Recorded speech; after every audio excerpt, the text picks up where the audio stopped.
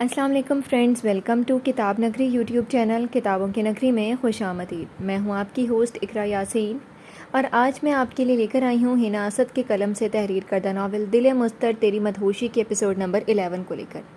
اس episode کو start کرنے سے پہلے آپ جلدی سے کر لیجئے ہمارے چینل کو سبسکرائب، ویڈیو کو لائک اور کلک کر لیجئے بیل آئیکن کو۔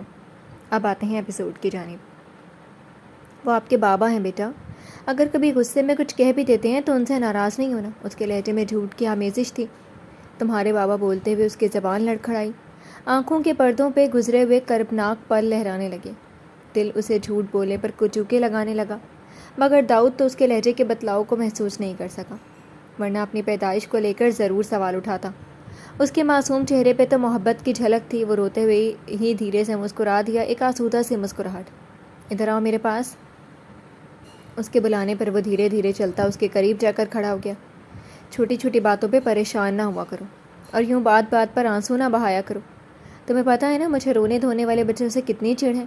تم تو میرے بہادر بیٹے ہو۔ اس نے جھک کر نرمی سے اس کے آنسو صاف کیے۔ جی مما، میں سپر مین کی طرح پاورفل ہوں، لیکن اپنے باپ کی ڈانٹ اس کے ذہن سے بھلائی نہیں بھول رہی تھی۔ کہاں کھو گئے آپ؟ نینا نے اس کی آنکھوں کے آگے چٹکی بجائی تو وہ چونک کر اپنے خیالوں سے باہر نکلا اور اپنی پیاری سی پیار کرنے والی ماما کی طرف دیکھا۔ ماما، آپ جلدی سے ناشتہ بنا لو، ورنہ پاپا سے آپ کو پھر ڈانٹ پڑے گی۔ ٹھیک ہے، ایسا کرو آپ جا کر لاؤنج میں اپنا بیگ اوپن کرو، میں آ کر آپ کا سارا کام چیک کرتی ہوں۔ اس نے پیار سے اس کے بال بگاڑتے ہوئے کہا۔ جی مام۔ داؤد مسکراتے ہوئے چلا گیا۔ نینا نے تیزی سے ہاتھ چلاتے ہوئے فہد کا ناشتہ بنایا اور اسے روم میں دے کر خود باہر آ گئی۔ اب وہ داؤد کے پاس بیٹھی اس کو ہوم ورک کروانے لگی۔ داؤد اب خود ہوم ورک کر رہا تھا۔ وہ آنکھیں موندے صوفے کی پشت سے سر ٹکائے ماضی کی یادوں میں کھونے لگی۔ آج اس کی مہندی تھی۔ کچھ دیر پہلے اس کی سہیلیاں سب ڈھولک رکھے شادی بیاہ کے گیت گا رہی تھی، اسے مہندی لگا رہی تھی۔ چہار سو خوشیوں کی چہکار تھی۔ ایمر سیال کسی آفیشیل میٹنگ کے سلسلے میں آؤٹ آف سٹی گیا ہوا تھا۔ اس نے صبح واپس آنا تھا۔ رشتہ دار سب مہندی کے فنکشن سے فراغت کے بعد اپنے اپنے گھروں کو لوٹ چکے تھے۔ صالح سیال بس لائٹس آف کی اپنے کمرے میں جانے والا تھا۔ نینا بچے، تم بھی جا کر اپنے کمرے میں آرام کرو۔ جی بابا جان، میں جاتی ہوں۔ نفیسہ، تم بھی آرام کر لو، صبح پھر جلدی اٹھ کر بارات کے سارے انتظامات دیکھنے ہیں۔ جی اچھا۔ اس سے پہلے کہ وہ اپنے اپنے کمروں کی طرف بڑھتے، چند افراد چہروں پر سیاہ ماسک چڑھائے ہاتھوں میں گنس لیے اندر داخل ہوئے۔ بڑا مال کمایا اس بڈھے نے، پکڑ اسے، ان ڈاکوؤں کے سردار نے اپنے ماتحت کو ترش لہجے میں کہا۔ کون ہو تم لوگ؟ نفیسہ بیگم لڑکھڑاتی ہوئی آواز میں بولی۔ اے بڑھیا، چپ رہ نہیں تو سیدھا اوپر پہنچا دیں گے۔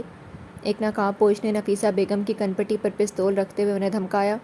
ان ڈاکوؤں کا سردار نینا کی طرف بوجھل قدموں سے چلتے ہوئے آیا۔ دیکھو، دور رہو مجھ سے، وہ لڑکھڑاتی ہوئی آواز میں ڈبڈبائی آنکھوں سے منت بھرے لہجے میں بولی۔ امپاسبل لیڈی، وہ گن سے اس کے سہمے ہوئے چہرے پر پیشانی سے لکیر بناتا، تھوڑی تک لاتا، آخر میں گن کی نال سے اس کی ٹھوڑی کو تھوڑا اوپر اٹھا کر بھوری آنکھوں میں پراسرار چمک لیے بولا۔ دیکھو، یہ میرے ہاتھوں میں کسی کے نام کی مہندی لگی ہے۔ کل میری شادی ہے، مجھے جانے دو، اس نے منت بھرے انداز میں کہا۔ ہے لیڈی، جو کل ہونا ہے وہ آج ہو جائے گا، بس ہیرو ہی تو بدلا ہے۔ وہ آنکھ ونک کیے خباثت کے سارے ریکارڈ توڑتے ہوئے بولا۔ وہ اس کے چہرے کے تاثرات نہیں جان پائی، کیونکہ اس کے چہرے پر سیاہ ماسک تھا۔ بس اس کی بھوری آنکھوں میں ایک پختہ عزم دکھائی دے رہا تھا، جیسے آج جو وہ کرنے آیا ہے کیے بنا نہیں جائے گا۔ تم تینوں یہیں پہرا دو، اور تم دونوں اس بڈھے کی تجوری خالی کرواؤ، وہ اپنے باقی ساتھیوں سے سرد مگر دھیمی گمبھیر آواز میں بولا۔ میں ذرا بڈھے کی بیٹی حسن کی تجوری لوٹ لوں۔ یہ ناول آپ کتاب نگری یوٹیوب چینل پر پڑھ اور سن رہے ہیں۔ کہتے اس ڈاکو نے اسے صورت سے کسی گڑیا کی مانند جھٹکا دے کر اٹھاتے ہوئے اپنے شانے پر ڈالا اور سیڑھیاں چڑھتے ہوئے اوپر کی طرف جانے لگا۔ وہ خود کو اس کی فولادی گرفت سے آزاد کروانے کے لیے اس کی پشت پہ مکے برسانے لگی، مگر اس آہنی وجود پہ اس کی اس حرکت کا کوئی خاطر خواہ اثر نہیں ہوا۔ اس کی بے داغ وائٹ شرٹ کی بیک پر اس کے ہاتھوں کی گیلی مہندی کے نقش و نگار چھپ دکھلانے لگے۔ اس نے زوردار کک مار کر کمرے کا دروازہ کھولا اور اسے لا کر بستر پر پٹک دیا۔ وہ حیرانی سے اس ڈاکو کو دیکھنے لگی۔ اسے کیسے پتہ چلا کہ یہ میرا کمرہ ہے؟ وہ انہی خیالوں میں الجھی ہوئی تھی کہ اسے خود پر جھکتے ہوئے دیکھ کر اس کی آنکھوں کی پتلیاں حیرت سے پھیل گئی۔ کیا ہوا بیوٹیفل لیڈی، ڈر لگ رہا ہے؟ اس کی حالت کی پرواہ کیے بنا وہ قدرے جھک کر اس کے سماعتوں میں اپنی سرد پھنکار گھولتا اسے پل بھر کو ساکت کر گیا تھا۔ اچانک کمرے میں چاروں اور اندھیرا چھا گیا۔ شٹ یار، لائٹ بھی گل۔ ابھی تو لیڈی کا اچھے سے نظارہ بھی نہیں کیا تھا، وہ اسے خود میں بھینچ کر بولا۔ مجھے جانے دو پلیز، نینا ایک بار پھر سے ملتجی لہجے میں بولی۔ اس کے قرب سے اٹھتی اپٹن اور گیلی مہندی کی مسحور کن مہک اسے بہکا رہی تھی۔ مقابل وجود میں صنف مخالف کے مرمری نرم و نازک وجود کی کپاہٹ شدت سے محسوس کرتے ہوئے ایک سکون سا اترا تھا۔ جب وہ جیب سے لائٹر نکالتا ہچکولے کھاتے ہوئے بھڑکتے شعلے میں اس کی برستی ہوئی آنکھیں دیکھ کر دھیرے سے مسکرایا۔ لیڈی، اس اندھیرے اور مجھ سے گھبراؤ مت، اپنے ان آنسوؤں سے آج تم مجھے میرے ارادوں سے ہٹا نہیں پاؤ گی، برفیلے لہجے میں کہتے ہوئے وہ اسے کپکپانے پر مجبور کر گیا۔ چھوڑ دو مجھے کمینے، گھٹیا، ذلیل، ڈاکو، لٹیرے۔ اس کی گرفت میں پھڑپھڑاتے ہوئے بالآخر اپنا ضبط کھوتی وہ بے ساختہ اس کے ہاتھ کے پشت پہ سختی سے دانت کاٹ گئی۔ آہ! اس نے یکلخت ہاتھ پیچھے کھینچ لیا۔ لیڈی، لٹیروں کا کام ہی لوٹنا ہے، اور یہ لٹیرا آج لوٹے بنا نہیں جائے گا۔ یہ ننھی منھی مزاحمتیں بیکار ہیں، آرام سے میرا ساتھ دو ورنہ۔ اسے بھیگے گالوں سے دبوچ کر خود سے قریب کرتا وہ اپنے سلگتے لمس سمیت غراتے لفظوں سے اس کی جان نکال گیا۔ آج میں تم پر اپنا ایسا رنگ چڑھاؤں گا کہ آخری سانس تک نہیں بھول پاؤ گی اس لٹیرے کو۔ وہ اسے سختی سے گردن سے دبوچ کر سرد لہجے میں بولا۔ وہ اپنی گردن پر سختی سے رکھے اس کے ہاتھوں پر اپنے نازک ہاتھ رکھتی اس کے ہاتھوں کو ہٹانے لگی۔ چھوڑو۔ تکلیف کے باعث اس سے کچھ بولا بھی نہیں جا رہا تھا، وہ مشکل چند الفاظ منہ سے نکال سکی تھی۔ آج اتنے قریب آؤں گا کہ جب جب سانس لوگی تمہیں میری خوشبو آئے گی اپنی سانسوں سے۔ تم مجھے بھولنا بھی چاہو تو تمہیں بھولنے نہیں دوں گا یہ رات۔ وہ اس کے جبڑے پہ اپنی گرفت اور مضبوط کرتا آنکھیں اس کی سرخ آنکھوں میں ڈالتا غرایا۔ وہ اس کے گلے سے دوپٹہ اتار کر دور اچھالتے ہوئے سارے فاصلے مٹانے کے در پہ تھا۔ وہ نفی میں سر ہلانے لگی، اس کے گلے سے آواز نکلنے سے انکاری تھی، جبڑے بری طرح دکھ رہے تھے۔ لیڈی، گھبراؤ مت، پیار ہی تو کر رہا ہوں، یوں رونا دھونا مچا کر میرا موڈ سپوائل مت کرو۔ شانے سے اس کی شرٹ سرکاتے وہاں اپنا شدت بھرا لمس چھوڑتے وہ انتہائی خباثت زدہ آواز میں بولا۔ نینا سسکیاں بھرتی اب زاروں کی تار رونے لگی۔ اٹس لاسٹ وارننگ، ابھی پیار سے پیش آ رہا ہوں، مجھے غصہ مت دلاؤ۔ اگر دوبارہ تمہاری آواز نکلی تو بہت برا پیش آؤں گا۔ اس کے تر چہرے پر آنسوؤں سے بھیگے گیسوؤں کی لٹوں کو اپنی پوروں سے ہٹاتے ہوئے برفیلے لہجے میں بولا۔ وہ چھٹپٹاتی کرلاتی منتیں کرتی رہ گئی، مگر اس درندہ صفت انسان نے اس کے وجود کو تار تار کر دیا اور اس کے وجود کے ہر حصے پہ اپنی مہر لگا گیا۔ مما سنیں نا، داؤد کی آواز سن کر وہ ناقابل فراموش کربناک یادوں کے جھروکوں سے باہر نکلی۔ جی بولو، کیا بات ہے داؤد؟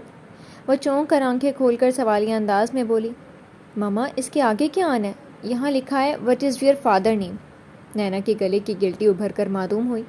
اس نے لبوں پر زبان پھیر کر انہیں تر کیا۔ داؤد، آپ کو فہد کے سپیلنگ میں نے یاد کروائے تھے نا؟ وہ تو لکھ لیے مما، مگر مما آگے کیا؟ فہد افندی، لاؤ میں افندی کے سپیلنگ لکھوں۔ اس نے لیڈ پینسل پکڑ کر اسے سپیلنگ لکھ کر دیے۔ مما، ایک بات کہوں؟ داؤد نے آنکھیں پٹپٹاتے ہوئے کہا۔ کہو۔ مما، وہ ڈرائیور انکل بہت اچھے ہیں، جب تک آپ اسکول سے باہر نہیں آتی تب تک وہ مجھ سے بہت پیار کرتے ہیں، مجھ سے اتنی زیادہ باتیں کرتے ہیں اور چاکلیٹ بھی لے کر دیتے ہیں۔ کاش میرے پاپا بھی ان کی طرح پیار کرتے ہیں مجھ سے، وہ افسوس سے منہ بسور کر بولا۔ نینا نے حیرانگی سے اسے دیکھا۔ مما، آپ ان انکل کو میرے پاپا بنا لو، وہ معصومیت سے بولا۔ بچہ تو پیار کا بھوکا ہوتا ہے، سوچنے سمجھنے کی صلاحیت سے مبرہ، جہاں پیار ملے وہیں کا ہو کر رہ جاتا ہے۔ داؤد، وہ صدمے سے بلبلاتی ہوئی چلانے کے انداز میں پیش آئی۔ آئندہ ایسی بات مت کرنا۔ وہ داؤد کی آنکھوں میں آنسو امڑتے ہوئے دیکھ کر فوراً پسیج گئی اور نرمی سے بولی۔ یہ ناول آپ کتاب نگری یوٹیوب چینل پر پڑھ اور سن رہے ہیں۔ سب اسٹوڈنٹس باہر آ جائیں جلدی جلدی، کالج کے پرنسپل اور کچھ اساتذہ اتر چکے تھے۔ اب مس ماہم سب اسٹوڈنٹ سے مخاطب تھی۔ کالج کے پرنسپل نے مری کے مال روڈ پر پہلے ہی ہوٹل بک کروا لیا تھا۔ واو، واٹ اے بیوٹیفل ویدر! خرم نے بس سے نیچے اتر کر اپنے اطراف میں سرمئی بادلوں کی طرف دیکھتے ہوئے کہا۔ ٹھنڈی ہوا کا تیز جھونکا اسے ٹھٹھرنے پر مجبور کر گیا۔ وہ موسم سے لطف اندوز ہوتے ہوئے توصیفی انداز میں بولی۔ بالکل ٹھیک کہہ رہی ہے حرم تو، یار ویسے موسم تو واقعی بڑا زبردست ہے۔ امیرہ، کیا ہم یہاں ہوٹل میں رہنے کے لیے آئے ہیں؟ تم سے کس نے کہا؟ بس پہلے فریش ہو لیں پھر کہیں چلتے ہیں۔ امیرہ نے بیگ اپنی چمچیوں میں سے ایک کو پکڑاتے ہوئے مغرورانہ انداز میں کہا۔ حرم، چل پہلے کچھ کھا پی لیں پھر باہر چلتے ہیں اور موسم انجوائے کرتے ہیں۔ سوہا ہوٹل کے کمرے میں داخل ہو کر حرم سے بولی، پھر فریش ہونے چلی گئی۔ ٹھیک ہے، پہلے فریش ہو لیں پھر چلتے ہیں، حرم نے جواباً کہا۔ حرم اور سوہا کمرہ شیئر کر رہی تھی، باقی لوگ بھی دو دو اور تین تین مل کر کمرہ شیئر کر رہے تھے۔ حرم اور امیرہ، تم لوگ کہاں جا رہی ہو؟ مس ماہم نے ان کو باہر جاتے ہوئے دیکھ کر پوچھا۔ مس کہیں نہیں، ہم بس تھوڑی دیر تک باہر فریش ہونے جا رہے ہیں، آدھے گھنٹے تک آ جائیں گے، جواب امیرہ کی چمچی نے دیا۔ اچھا، زیادہ دور نہیں جانا؟ ٹھیک ہے، شام ہونے والی ہے، اس سے پہلے آ جانا، مس ماہم نے حرم کو دیکھتے ہوئے کہا۔ اس نے مؤدب انداز میں اس بات میں سر ہلایا۔ تبھی امیرہ اور اس کی دونوں چمچیاں باہر نکلیں تو حرم اور سوہا بھی باہر نکل گئی۔ ویسے امیرہ، تم آج اتنی چپ چپ کیوں ہو؟ امیرہ کی چمچیوں میں سے ایک نے پوچھا۔ تو پہلے کون سا منہ سے ڈھول بجاتی تھی ہر وقت؟ امیرہ نے اس کو گھورتے ہوئے کہا۔ وہ دونوں اپنا سا منہ لے کر رہ گئی۔ دراصل میں کچھ سوچ رہی تھی، امیرہ ان دونوں کو خاموش دیکھ کر بولی۔ اس حرم کی زبان کچھ زیادہ نہیں چلنے لگی آج کل؟ بدلہ لینے کا اس سے اچھا موقع پھر نہیں ملنے والا۔ کیوں، کیا کہتی ہو؟ اس نے حرم کی طرف دیکھا مگر پوچھ اپنی چمچیوں سے رہی تھی۔ بالکل ٹھیک کہا، کرنا کیا ہے؟ ان دونوں نے پچھلی بے عزتی بھلا کر رازدارانہ انداز میں پوچھا۔ ادھر آؤ۔ وہ تینوں دھیمی آواز میں منصوبہ بنانے لگیں، پھر ایک دوسرے کو دیکھ کر پراسرار سا مسکرانے لگیں۔ وہ دونوں چلتی ہوئی قدرتی نظارے دیکھتی ہوئی کافی دور جنگل والی طرف نکل آئی تھیں۔ میرے تو پاؤں درد کرنے لگے حرم، مجھ سے سوہا کتنا خوبصورت پہاڑ ہے نا، مجھے اس پہ جانا ہے۔ حرم نے وہاں جانے کی ضد کی جس پر ہلکا سا کوہرا چھایا ہوا تھا۔ پہاڑ اور کوہرے کے ملن کا منظر دیکھنے والے کی آنکھوں کو خیرہ کر رہا تھا۔ پاگل ہے تو حرم، وہاں مت جا، سوہا نے اسے آگے بڑھنے سے روکا۔ کچھ نہیں ہوتا، تم میرا یہیں انتظار کرو اور سانس لو، میں کچھ دیر میں واپس آتی ہوں۔ حرم اسے کہتے ہوئے اگلے راستے کی طرف بڑھ رہی تھی۔ راستے میں آنے والی خاردار جھاڑیوں کو دونوں ہاتھوں سے پیچھے کرتے اس کے ہاتھوں پہ خراشیں آ رہی تھیں، مگر وہ ان سب سے بے نیاز بس کسی بھی طرح اس دلکش پہاڑ تک پہنچنا چاہتی تھی۔ سورج ڈوبنے لگا تھا۔